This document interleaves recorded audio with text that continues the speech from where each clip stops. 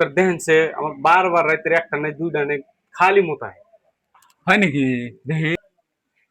এ তোমার তো diabetes sugar সব হইছে। আপনার তো সুগার হয়ে গেছে গা, ডায়াবেটিস হয়ে গেছে গা, ওষুধ খাওয়া লাগবে বুঝছেন।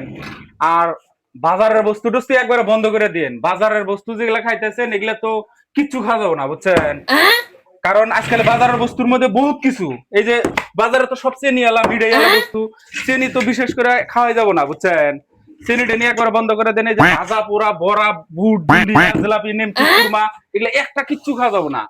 আমি ওষুধগুলা দিতেছি, এই ওষুধগুলা খান, ইনশাআল্লাহ আপনার সব ঠিক হয়ে যাবো বুঝছেন। আর বিশেষ করে চা দিনে কয়বার করে খান? চা তো 3-4 কাপ করে খাই। আর মিঠা আমার ফেভারিট বুঝছেন, মিষ্টি জিলাপি এটা না খাইলে আমার ভালোই থাকে না।